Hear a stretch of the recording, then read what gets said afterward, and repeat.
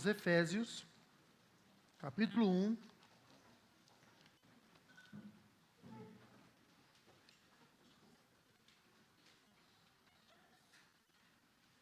Nós vamos ler do verso 15 até o verso 23. Acho que 2 domingos atrás, se eu não me engano, ou acho que sim, 2 domingos atrás, nós meditamos e foi exposto, eu expus o texto para vocês de Efésios 1, de 1 a 14. Agora nós vamos terminar este capítulo, a oração de Paulo. Efésios 1, de 15 a 23. O título desse sermão é Iluminados pela Esperança, o poder de Deus revelado em Cristo. Leamos a palavra do Senhor. Eu vou ler em voz alta, a igreja acompanha de maneira silenciosa. Efésios 1, de 15 a 23. Diz assim, a palavra do nosso Deus eterno. Por isso, também eu, tendo ouvido a fé que há entre vós, no Senhor Jesus, e o amor para com todos os santos, não cesso de dar graças por vós, fazendo menção de vós nas minhas orações, para que o Deus de nosso Senhor Jesus Cristo, o Pai da glória, vos conceda espírito de sabedoria e de revelação no pleno conhecimento dele, iluminados os olhos do vosso coração, para saberdes qual é a esperança do seu chamamento, qual a riqueza da glória da sua herança nos santos, e qual a suprema grandeza do seu poder para com os que cremos, segundo a eficácia da força do seu poder, o qual exerceu ele em Cristo, ressuscitando-o dentre os mortos e fazendo-o assentar à direita nos lugares celestiais, acima de todo principado e potestade, e poder e domínio, e de todo nome que se possa referir, não só no presente século, mas também no vindouro. E pôs todas as coisas debaixo dos pés, e por ser o cabeça sobre todas as coisas, o deu à igreja, o qual é o seu corpo, a plenitude daquele que a tudo enche em todas as coisas. Até aqui, a santa e bendita palavra do nosso Senhor Deus. Oremos. Senhor, a tua palavra foi lida e agora será exposta, Pai. Fala ao nosso coração, fala conforme o teu querer, Pai. Ajude-me, ó Deus eterno, a transmitir a tua palavra com fidelidade, porque a tua palavra ela é por si só poderosa. Mexe, Senhor Deus, naquilo que precisa ser mexido, muda aquilo que precisa ser mudado. E que nesta noite, Pai, possamos sair daqui melhores cristãos, mais cheios de Ti, com a iluminação dos nossos olhos, os olhos do nosso coração. Faz-nos melhores servos, melhores filhos, para a glória do Teu nome. É o que te pedimos em nome do Teu Filho Jesus Cristo, aquele que é o nosso cabeça, aquele que é o Senhor da glória. Amém. Irmãos, como eu mencionei no comecinho antes da leitura, nós já vimos, alguns domingos atrás, essa primeira parte de Efésios capítulo 1, que é que vai do versículo 1 até o versículo 14. É onde Paulo ele fala a respeito da salvação, da graça invisível de Deus. Toda essa introdução que Paulo faz aqui do versículo do verso 3 até o verso 14, que é onde ele fala mesmo das bênçãos de Deus, dessa graça invisível, como que nós somos salvos, como que Deus opera em nós a salvação, através do Pai, e ele faz tudo isso em ação de graças. Paulo, ele vai agradecendo e vai nos ensinando. Ele vai orando e vai nos ensinando. Eu me lembro uma vez que eu estava num culto, e um pastor presbiteriano lá de Minas Gerais, eu esqueço o nome dele, mas é o pai da Suzana. A Priscila sabe quem é. Ele tem um nome diferente. Nós estávamos no culto, e foi pedido para ele não era pastor da igreja, ele estava visitando a nossa igreja ali em Bertioga, e no final do culto, ele orou. Foi pedido para ele orar, e ele orou. E, irmãos, que oração maravilhosa. Eu aprendi um monte de coisa naquela oração. A vontade era que ele não parasse mais de orar. Continua orando. Paulo faz parecido com isso. Na hora que Paulo vai agradecendo, se a gente for no verso 3 do capítulo 1, olha o que ele está fazendo. Ele está glorificando a Deus. Bendito Deus e Pai de nosso Senhor Jesus Cristo. E aí, ele está honrando a Deus aqui, bendizendo o nome de Deus.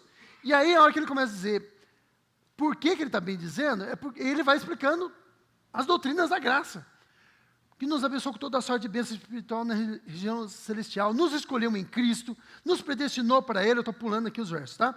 Nos adotou como filhos por causa de Cristo, não por causa de coisa que Ele tenha visto em nós, mas pelo beneplácito da sua vontade. Ele não agiu e não moveu-se por nada que Ele tenha visto, por nada que Ele tenha aprendido, por nada que tem em nós, mas Ele fez isso simplesmente e unicamente pelo beneplácito da sua própria vontade. Ele fez isso porque Ele quis. Porque Ele é bom. E aí ele continua. Para o louvor da sua graça, que Ele concedeu gratuitamente. A graça, a própria palavra graça já significa isso, né? Significa algo imerecido. Nós não merecemos nada da parte de Deus. Na verdade, o que a gente merece de Deus é ira. É derramar da justa ira de Deus. É destruição, é morte. Porque o salário do pecado é a morte. Você trabalhou para Ele, e a gente trabalha bem para Ele. Quisera nós fôssemos funcionários preguiçosos, mas nós somos todos. Se fosse colocar lá no inferno, a carteirinha do funcionário do mês do pecado, estaria a nossa foto todas lá. E se você pensa que não, eu já vi alguém falando, não vou me lembrar quem foi o pregador, que diz o seguinte: se você conhece um pecador maior do que você não se conhece tão bem. Nós estaremos lá. Tá? Nós somos esses pecadores. Nós merecemos a ira de Deus. Mas em vez da ira, Deus nos deu graça, misericórdia, favor imerecido. Nós não fizemos nada para merecer. Ele nos deu porque Ele é bom. Segundo o beneplácito da tua vontade, para a glória dEle, para o louvor da sua glória, gratuitamente. Ele nos deu isso gratuitamente em Cristo. Não está isolado de Cristo, está em Cristo. Aquele que foi morto, que nós vemos lá em Apocalipse, capítulo 5. Aquele que foi morto e está vivo, e com seu sangue nos compraste para Deus, e nos fez povo, sacerdote santo. Aquilo que era atribuído somente a Israel, é atribuído à sua igreja, a igreja de Deus, a nós. Nós temos a redenção no amado, pelo seu sangue e remissão dos pecados, e aí Ele derramou essa graça abundantemente sobre nós. E Ele nos revelou o mistério da sua vontade, e o mistério é Cristo. Lá em Colossenses, que é uma carta, a gente fala carta irmã, porque ela é muito parecida com a carta de Efésios. O apóstolo Paulo diz que o mistério que desde a eternidade passada haveria de ser revelado é o quê? Cristo em nós, Cristo em vós, né? Ele fala. Cristo em vós, mas a gente pode falar que é para nós, porque é em nós. Cristo em vós, esperança da glória. Vocês já sabiam, só estava esperando eu terminar. Cristo em vós, esperança da glória. Ele derramou essa graça abundantemente em nós, revelou o seu mistério. Cristo estava com Ele, foi dado a nós, e nos selou com o Espírito, que é o penhor da nossa herança. Ou seja, a certeza de que Deus virá nos buscar, que Cristo virá nos buscar. Logo, logo. Vindo do céu com poder e grande glória, a certeza que nós temos é que Deus deixou conosco o seu Santo Espírito. O Deus do Espírito Santo. Ele está conosco, Ele é o penhor. É a certeza de que Ele virá nos buscar. É algo valiosíssimo. O próprio Deus, na terceira pessoa, está conosco hoje. E isso é certeza de que Ele virá nos buscar. Paulo termina aqui o verso 14, dizendo do Espírito, né? Qual é o penhor da nossa herança, até o resgate da sua propriedade. Qual é a propriedade? Nós. Ele vai ficar conosco até que Deus venha em Cristo nos buscar, e sempre em louvor da sua glória. Paulo mostra aqui como, e nós não saberíamos se Paulo não tivesse escrito isso, como a Trindade trabalha na nossa salvação. Deus elegendo, o Filho morrendo e salvando, pagando a dívida, e o Espírito Santo aplicando em nós a obra da redenção e permanecendo conosco, porque é Ele que nos convence do pecado, da justiça e do juízo. E aí Paulo continua, porque nós temos aqui uma interrupção, na Bíblia de vocês provavelmente deve ter, um títulozinho aí em negrito, que é um título que a Sociedade Bíblica coloca. Mas a gente tem uma pausazinha aqui, Paulo parece que dá uma respirada, mas ele já continua. Por isso o quê? Por isso que ele acabou de dizer. Por isso tudo que ele acabou de dizer. Também eu tendo ouvido, por causa de tudo isso que Deus fez em vocês. E a certeza que Deus fez tudo isso em vocês é que eu tenho ouvido. A fé que há entre vós no Senhor Jesus Cristo, e o amor para com todos os santos. Olha, tendo ouvido o que Deus fez em vocês, e a certeza que eu tenho, que tudo aquilo que eu disse, que Deus elegeu vocês, que Cristo morreu por vocês, pagou a dívida de vocês, o Espírito Santo está com vocês, e aplicou em vocês a obra da redenção, a certeza que eu tenho disso, é porque eu tenho ouvido que há entre vós, a fé que há entre vós, eu tenho ouvido da fé. E é uma fé que dá para você perceber. Não é uma fé, como diz o Tiago, em seu livro, que está escondida, que está guardada, que ninguém vê. O Tiago, ele trabalha isso dizendo, olha, você diz que crê em Deus, você faz bem. O diabo também. E ele morre de medo. Ele estremece. Mostra para mim a fé que você tem com as suas atitudes. Se não tem atitude nenhuma, como que eu vou saber que é a fé? A fé que é produzida em nós, ela é uma fé operosa, que redunda em ações. Então, ao ouvir das coisas que os crentes de Éfeso estavam fazendo, Paulo teve certeza que havia fé neles, no Senhor Jesus Cristo, e amor. Porque, irmãos, nós amamos a Deus, pelo menos deveríamos amá-lo. Mas esse amor por Deus, ele também deve ser seguido pelo amor ao próximo. Lembra quando alguém chegou para Jesus e falou, qual é o maior mandamento? E Jesus respondeu, o maior mandamento é amar ao Senhor Deus sobre todas as coisas, e aí ele continua. E o segundo é semelhante a esse. Qual é o segundo? Amar o próximo como a ti mesmo. Porque não se engane, você se ama. Ah, não, mas tem gente que se odeia. Não, ele se ama sim. É que ele acha que o mundo não ama ele o suficiente. E aí ele se ama tanto que ele se destrói. Porque ele acha que as pessoas não percebem o quanto ele deve ser amado. E aí ele fica, ninguém me ama, e começa a se destruir, porque as pessoas não percebem o quão valioso ele é, segundo os olhos dele.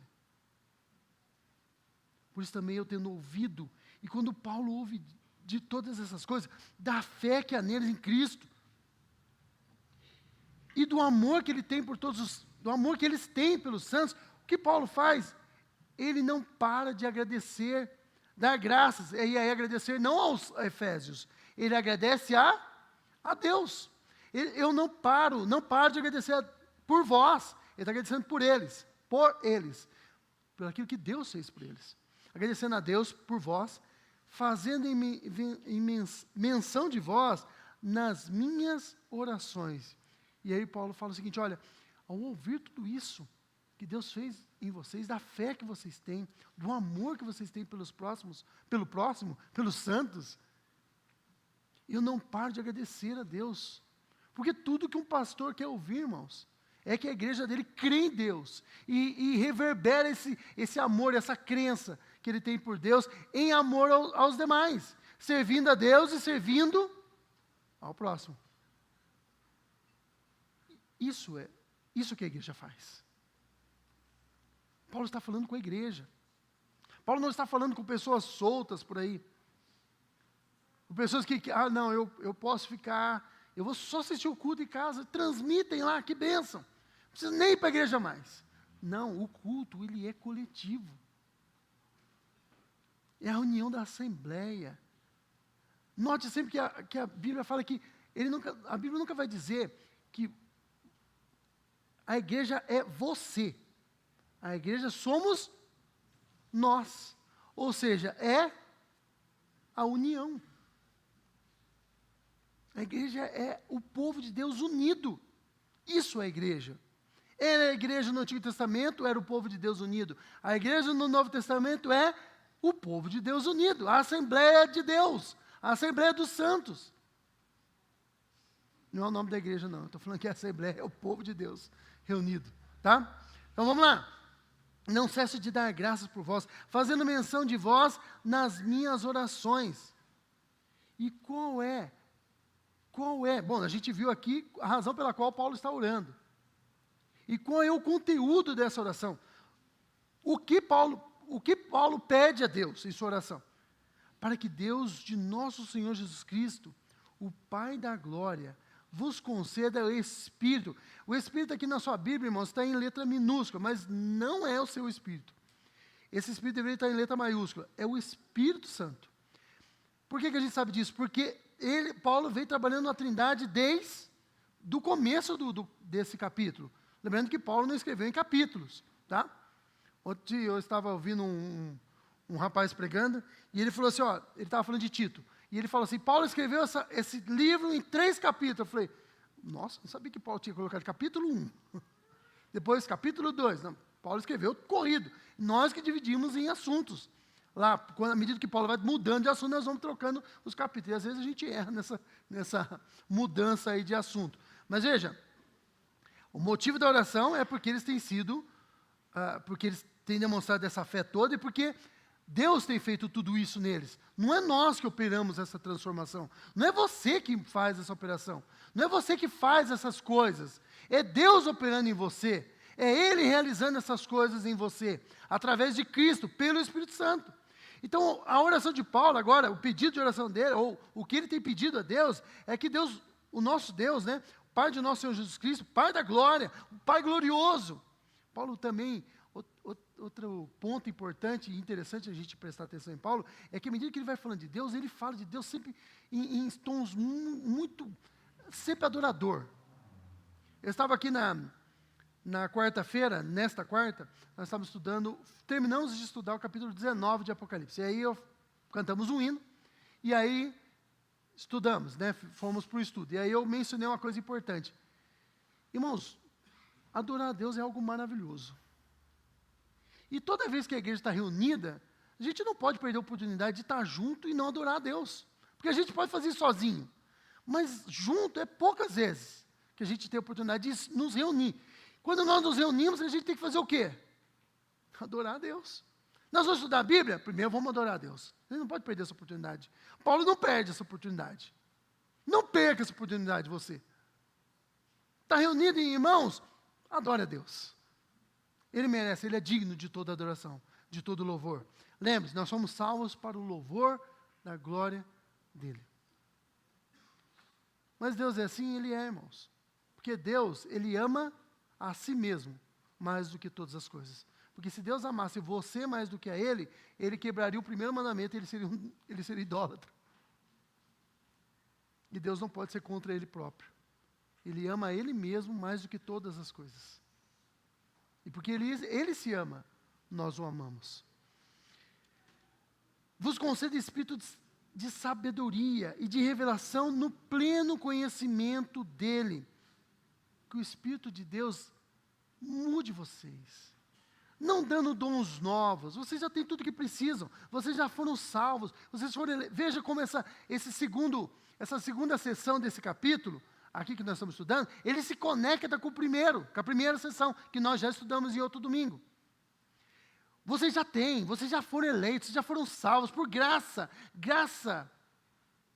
indizível. Graça. Que Paulo redunda ali, dizendo, uma graça gratuita.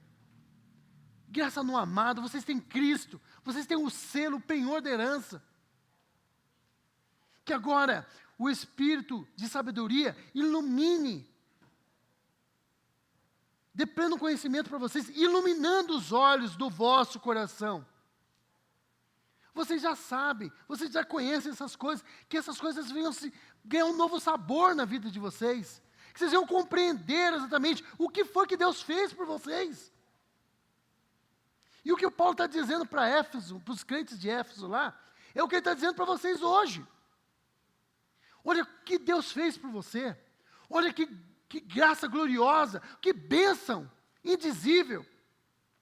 Que coisa maravilhosa. Nós ficaremos aqui horas tentando falar tudo que Deus fez por nós e não conseguiríamos. É graça, é misericórdia. Olha o que Deus fez por você, olha quem você era. Um pecador miserável, perdido, sem Deus no mundo, desamparado pelas alianças. Não havia nada para você.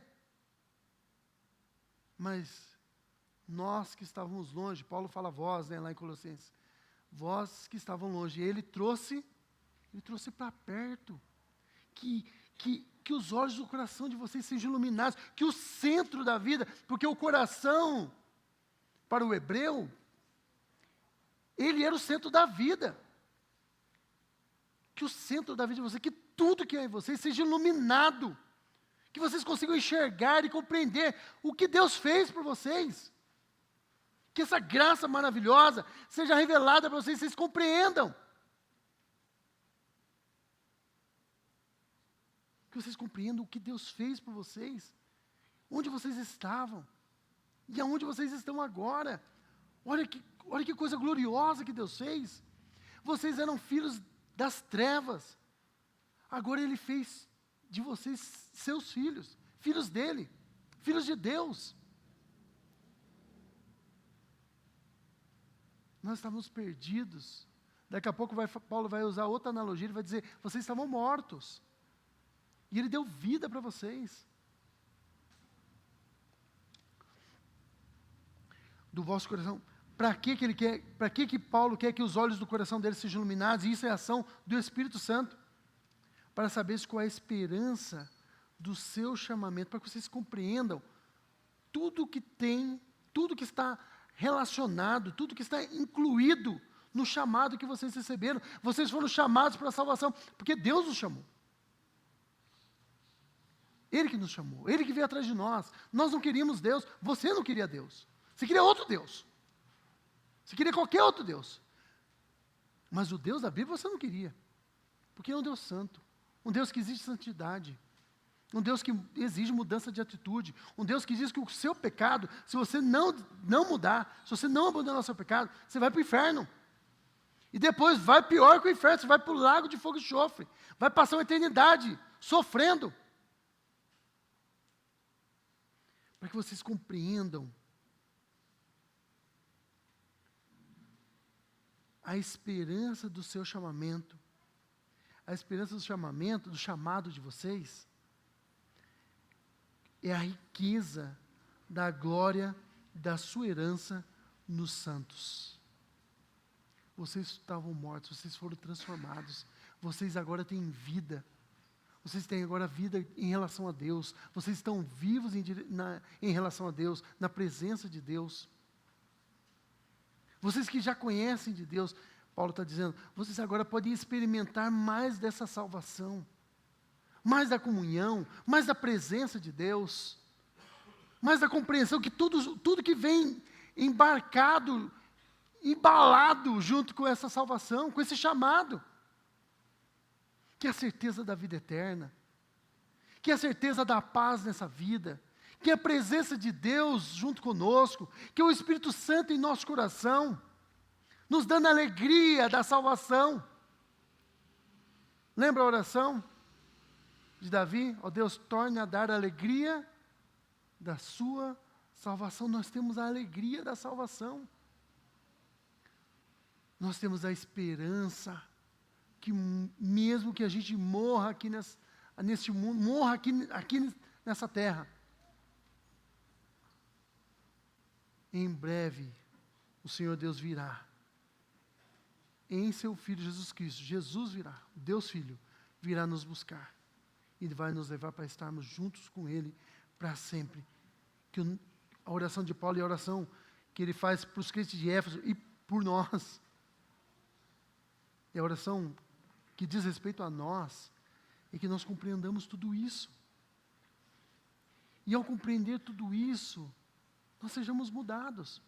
Paulo vai dizer, olha, o que Deus fez com você foi algo impressionante, foi algo glorioso, foi algo muito poderoso. Olha o que Paulo vai dizer.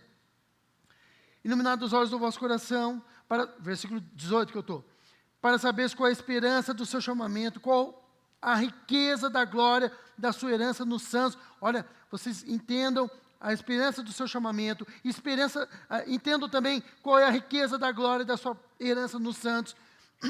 Essa herança na glória, a qual é a suprema grandeza do seu poder para com os que cremos, segundo a eficácia da força do seu poder, a qual exerceu ele em Cristo. E Paulo está dizendo o seguinte, olha, o que Deus fez por você é semelhante àquilo que ele fez ao ressuscitar Cristo dos mortos. Vocês foram ressuscitados. A gente sabe que ele está dizendo isso, porque no capítulo 2 ele vai falar. Ele vai continuar falando, e agora ele vai usar a analogia da morte. Vocês estavam mortos, e aí ele ressuscitou vocês. Ele deu vida para vocês. Ele transformou vocês. Escreveu o nome de vocês no livro da vida. Está tudo incluído aqui. A esperança do seu chamamento, a riqueza da glória da herança dos santos. Nós vamos herdar com Cristo, irmãos, todas as coisas. Nós somos co-herdeiros. A palavra co significa junto, herdeiro junto de todas as coisas. Olha o que Deus fez para nós. Nós que antes éramos seus inimigos, que estavam com o braço fechado em direção a Deus. Ele nos salvou, fez tudo isso por nós. Operou poderosamente a nossa vivificação, nos deu vida. Exerceu ele em Cristo, ressuscitando dentre os mortos. Então Paulo está dizendo, olha, desde que eu tenho ouvido a fé de vocês e o amor que vocês têm, tem que amar. Eu não cesso. Nós temos uma lição secundária aqui. Nós devemos orar sem cessar. Em outro lugar a Bíblia diz isso. Orar sem cessar. Eu não cesso, eu não paro. Imagine, irmãos, orar sem parar. A gente cansa, a gente para. Começa a falar, eu não estou vendo resultado nenhum, eu acho que Deus não está me ouvindo, vou parar. Paulo não fazia isso.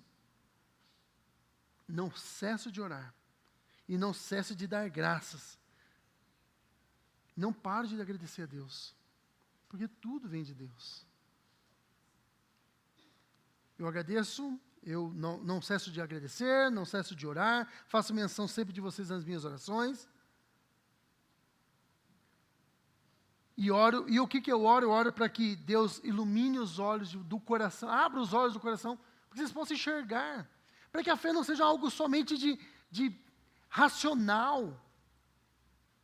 A fé é racional, mas ela não seja algo somente de cabeça, algo simplesmente de estudo, mas que ela seja incorporada em vocês.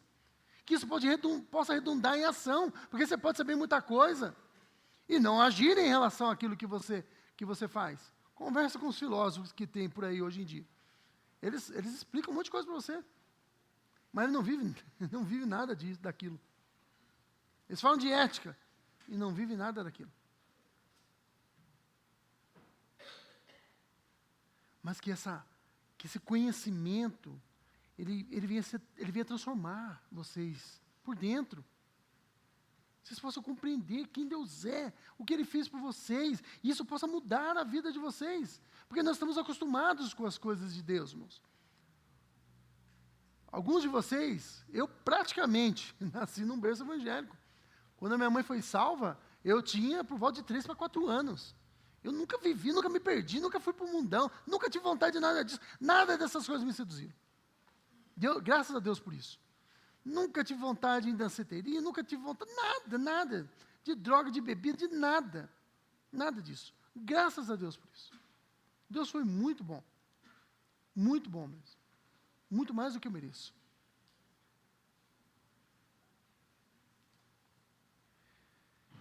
Porque mas tudo isso é graça. Tudo isso é graça. Mesmo Deus tendo feito dessa forma na minha vida, eu sou um pecador. Eu estava morto em meus delitos e pecados. Cristo me deu vida. Cristo te deu vida. Mas eu dizia, eu cresci num lar evangélico. Minha mãe foi convertida, meu pai demorou um pouco mais, levou cerca de 5 anos a mais. Minha mãe orou muito para que Cristo salvasse meu pai, e salvou. Meu pai era macumbeiro, não lembro se era da Umbanda ou do Candomblé, mas ele ia ser pai de santo. Cristo salvou, e assim, depois que Cristo salvou meu pai, a situação da minha família foi uma família de fé, uma família na fé, crescendo na fé.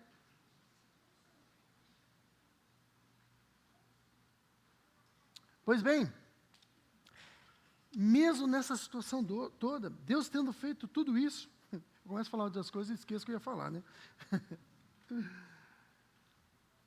É possível ver, irmãos, a operosidade da salvação em Deus. E lembrei que eu ia falar. Posso esquecer de novo. E nós nos acostumamos com essas coisas. Eu cresci no lar evangélico. Me acostumei com a vida cristã. E por nos acostumarmos, irmãos, às vezes nós nos esquecemos quem nós éramos. Quem eu sou se não fosse Deus? Quem você é se não fosse Cristo? E aí, por nos acostumarmos, nós vamos levando as coisas como se fossem coisas mais naturais do mundo, mas não são, irmãos. Deus agiu de forma sobrenatural na sua vida. Ele fez aquilo que ninguém mais poderia fazer. Ele fez aquilo que você não poderia fazer por você. Ele te deu vida. Ele fez de você filho dele. Ele te tirou das trevas e trouxe para a sua maravilhosa luz. Escreveu o seu nome no livro da vida, te reúne aqui, permite que você o adore, mesmo sendo pecador, mesmo sendo fraco, mesmo sendo falho, mesmo sendo desafinado, Ele permite que você o adore, e quando você faz isso de todo o coração, porque Deus busca aqueles que o adoram em espírito e em verdade, quando você faz isso de todo o coração, Ele aceita, e quem coloca em nós o desejo de adorá-lo é Ele próprio. E Ele aceita, olha que coisa maravilhosa. Você já pensou que Deus aceita a sua adoração? O Deus de toda a terra, o Deus que criou o universo. Olha o tamanho desse Deus. A gente não consegue nem pensar. Ele é incomparável. E esse Deus totalmente santo, santo, santo, santo, Ele recebe a sua adoração. Ele recebe o seu louvor. Que coisa gloriosa. Imagina, fez de você filho dele. Que coisa gloriosa. Quem poderia, por seus próprios méritos ou por si próprio, imaginar, conceber uma coisa dessa? Que atrevimento é esse que poderíamos ter? De querer adorar a Deus, ou de querer se aproximar dele? Não, nem queríamos. Você não queria.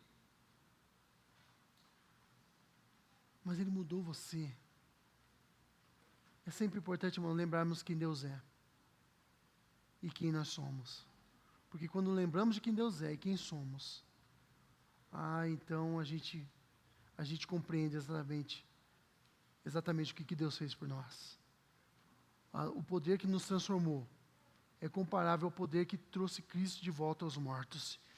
E aí Paulo coloca as coisas no seu devido lugar, porque nós somos cristãos. Nós somos de Cristo. Então Paulo vai dizer, olha, o qual exerceu Ele em Cristo, ressuscitando dentre os mortos e fazendo assentar à sua direita nos lugares celestiais. E aí Paulo é de Cristo. Aquele que perseguia Cristo agora ama Cristo. E o amor que Paulo revela aqui, e o que ele mostra, e o que ele ensina a respeito de Cristo, é o que nós devemos ter em mente. Acima de todo o principado, irmãos, não tem ninguém que se compara a Cristo. A igreja, é na igreja que Deus faz tudo isso. É na igreja que os dons são manifestados. É na igreja que nós agimos em relação à adoração a Deus, que nós nos aperfeiçoamos. É na igreja que um aperfeiçoa o outro, mesmo quando você é meio ruinzinho, e obriga o outro a ter paciência com você e te amar. É no âmbito da igreja que o Espírito Santo trabalha, é no âmbito da igreja que nós ouvimos a palavra de Deus, é no âmbito da igreja que nós conversamos e falamos dos nossos problemas, e contamos as nossas dificuldades, e um ora pelo outro, e um ajuda o outro. É no âmbito da igreja que essas coisas acontecem. Mas a igreja pertence a alguém. A igreja, eu e você, nós somos de Cristo. Aquele que está acima de todo principado. Não tem ninguém que se compare. Ele está acima de todos. E potestade, e poder e domínio, e de todo nome que se possa... Ele está acima de todo nome. Nós somos de Cristo, irmãos. O cristianismo é exclusivista. A igreja professa um único Salvador, porque nenhum outro há salvação. Porque nenhum outro nome há dado entre os homens, pelo qual devamos ser salvos, Paulo diz a Timóteo. Não há salvação em nenhum outro. Não existe ninguém parecido. Não existe ninguém semelhante. Ninguém que se aproxime. Cristo está acima de todos. De todo poder, de todo domínio, de todo nome que se possa referir. Não existe outro nome. Não existe santo nenhum. Ninguém mostra o seio para Jesus e fala, eu te amamentei com esse seio aqui e dobra Jesus. Não. Ele é o nome que está acima de todo nome. Nome de qualquer outro nome que possa referir. Tanto no presente, como no vindouro. Não tem nenhum nome acima de Cristo. Nem agora, que Paulo está falando. E nem no futuro, nunca, jamais haverá. Aos Filipenses, Paulo diz o quê? Tem de vós o mesmo sentimento que houve em Cristo Jesus, que subsistindo em forma de Deus, não teve por usurpação ser igual a Deus. Antes se aniquilou até a morte, se humilhou até a morte e morte de cruz. E aí, pelo que Deus o exaltou sobremaneira, e lhe deu um nome que está acima de todo nome, para que ao nome de Jesus se dobre todo o joelho no céu, na terra e debaixo da terra, e toda língua confesse que Jesus Cristo é o Senhor, e ao fazer isso, nós glorificamos a Deus, para a glória de Deus Pai. Aleluia. Amém. Amém. Está acima de todo nome. Não só no presente século, mas no vindouro. E pôs todas as coisas debaixo dos seus pés. Irmãos, nós somos povo. Nós somos o povo do Deus que tem todas as coisas debaixo dos seus pés. Deus honrou a Cristo, colocando todas as coisas debaixo dos pés dele. O nosso Salvador. Aquele que foi morto e com o seu sangue compraste para Deus povos de toda raça, tribo, língua e nação. Aquele que é digno de abrir o livro, João ouve isso, né? Abrir o livro e desatar os seus 7 selos. Esse é o cabeça sobre todas as coisas, irmãos, porque a igreja tem um líder. E esse líder é o Senhor Jesus Cristo. Ele é o cabeça da igreja. É Ele que manda. É Ele que determina. Ele que traça as diretrizes. Ele é o chefe. Ele é o cabeça. E nós, o seu corpo. Paulo dizendo, olha, tudo isso que vocês viram, que eu acabei de escrever para vocês aí, de doutrina, daquilo que Deus fez por vocês, isso tem que reverberar em atitudes. Porque se Cristo é a nossa mente, se Cristo é a nossa cabeça, o nosso corpo tem que agir em conformidade à cabeça. Então nós devemos fazer o quê? Você deve fazer isso. Você deve viver como Cristo viveu. Você deve andar como Cristo andou. Você deve amar como Cristo amou. Você deve perdoar como Cristo perdoou. Você deve agir em relação ao outro como Cristo agiu. Você deve pregar a salvação, porque Cristo pregou a salvação. Você deve honrar a Deus, porque Cristo honrou a Deus quando Ele esteve aqui. Ele é o cabeça, Ele que dirige. E se Ele é o cabeça, irmãos, nós temos a certeza que a igreja seguirá, enquanto ela estiver nessa terra, ela seguirá triunfante. Pode se levantar o que quiser. Pode se levantar qualquer outro nome aqui debaixo do céu. Pode se levantar pessoas, elas vão oprimir os cristãos, eles vão oprimir a igreja, mas a igreja seguirá triunfante. Porque a igreja é santa, é bendita, ela foi salva, você foi salvo, você foi redimido, foi colocado sobre você vestes de justiça. Você agora, Deus olha para você e te considera justo. Você é filho de Deus, tem o seu nome escrito no livro de vida. Não um livro de mortos, mas um livro da vida. Quando você nasce, coloca o seu nome onde? num livro lá, um registro você num livro. Nasceu Diogo. Pai fulano, mãe ciclana, pai Paulo, mãe Sandra. E está registrado da mesma maneira. Ou de maneira melhor, mais excelente. Nosso nome está escrito no livro da vida, no dia que nós nascemos para Cristo. No dia que Ele nos salvou, no dia que Ele nos redimiu, no dia que Ele fez possessão sua, seu tesouro particular. Quando Isaías escreve lá o capítulo 53, o texto que fala do servo sofredor, ele diz, o servo, né, que a gente sabe que é Cristo, ele verá o fruto do seu penoso trabalho e ficará satisfeito. Ele verá, e qual é o fruto do seu penoso trabalho? Nós. Olha, nós que não valemos nada, nós que não somos nada sem Cristo. Nós somos o seu tesouro, nós pertencemos a Ele. O Pai nos fez para Ele e nos deu de presente para o Filho. O Filho morreu para nos redimir e conquistar-nos para sempre. E o Espírito Santo cuida de nós até o dia do resgate, da sua possessão, até o dia que Ele vem nos levar para junto dEle para sempre. Cristo é a plenitude daquele que enche que a tudo enche em todas as coisas. Esse Deus é o que nos enche. Esse Deus é o que nos muda. Esse é o Deus que nos transforma. Note, Paulo não pede novas bênçãos. Ele pede para que você e eu, porque o que foi escrito para eles lá serve para nós hoje, usufruamos e compreendamos e possamos viver tudo aquilo que Deus já nos concedeu em Cristo Jesus. Nós temos a vida eterna. Nós somos os herdeiros de Deus no mundo.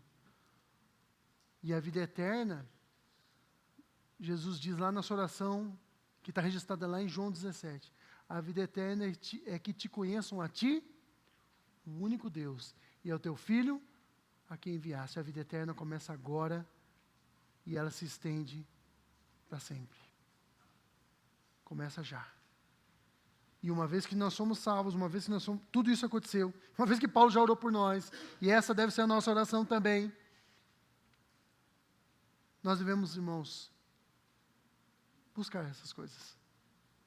Nós devemos querer essas coisas. Querer nos aproximar mais de Deus. Estar mais junto dEle. E como fazemos isso?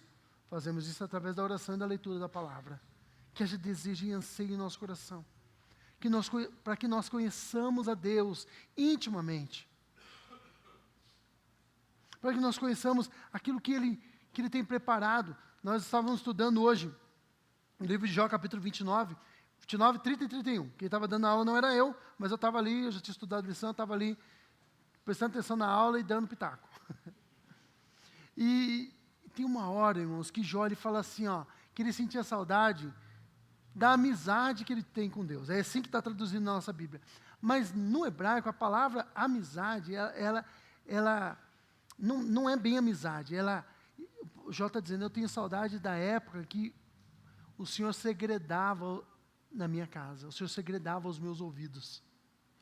Quando Deus contava os seus segredos para mim. E isso é coisa que só amigo íntimo faz. Você não fica contando. Você tem até um negócio que é até pecaminoso, isso que você faz, viu? Não vou contar para ninguém, porque vai que as pessoas ficam gorando. Olha, isso é pecado, viu? Isso é pecado. Você faz isso. Não vou contar para ninguém, vai que dá errado. Pecado. Você está com medo de alguém gorar alguma coisa sua. Mas a gente normalmente não fala mesmo. Por quê? Porque a gente conta os nossos planos mais íntimos para aqueles que são amigos mais íntimos. Isso não é porque você tem, bom, pelo menos não deveria ser, porque você tem medo de alguém gorar, mas é porque as outras pessoas não precisam saber mesmo. Normalmente as pessoas não estão muito interessadas em saber da sua vida, a não ser que tenha alguma coisa bem legal, para ele poder contar para outro também, fofocar da sua vida. Mas normalmente ele está interessado na sua própria vida mesmo, cada um está interessado na sua própria vida, a não ser que ele tenha, e aí é o interesse dele, é poder contar de você e ter o prazerzinho de falar mal de você. Aí sim. Mas assim, essa coisa que você conta para os amigos mais íntimos. Irmãos, isso que Jó tinha, Deus fez por nós. Ele segredou os seus planos.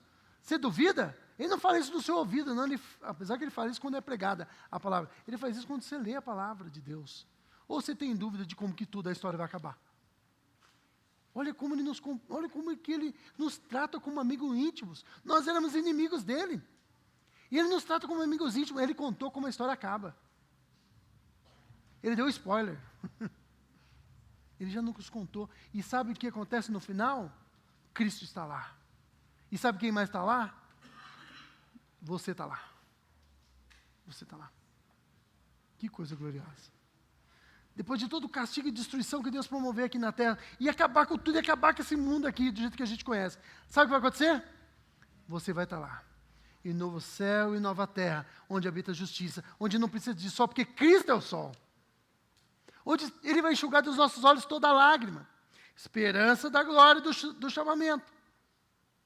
Enquanto não estamos lá, nós já vivemos a vida eterna agora. Sabe que a vida eterna, irmãos, não é só imortalidade. A vida eterna é a vida plena. E nós vivemos a vida plena em Cristo Jesus, a alegria da nossa salvação. Isso é o que Paulo queria para os crentes de Efésios. Isso que nós queremos para essa igreja. Isso que Deus quer para essa igreja. Que esse seja o desejo do nosso coração. Conhecer a Deus mais intimamente, nos aproximar dEle, não sair da presença dEle até que você esteja plenamente com Ele. E que ao sair, porque aquilo que Deus fez por nós tem que reverberar em atitudes. Ao sair, que a nossa atitude expresse aquilo que Cristo fez em nós. E o que Cristo fez em nós? Ele nos fez seus filhos. Então nós somos filhos de Deus. E como filhos de Deus, nós não tomamos o nome de Deus em vão. Nós portamos o nome de Deus, por onde quer que andamos, porque o nome dele está escrito em nós. Nós temos o selo do Espírito, e onde quer que andamos, onde quer que formos, que o mundo possa ver Cristo em nós. Quem matava, não mate mais. Quem roubava, não roube mais. Quem se embriagava, não se embriague mais.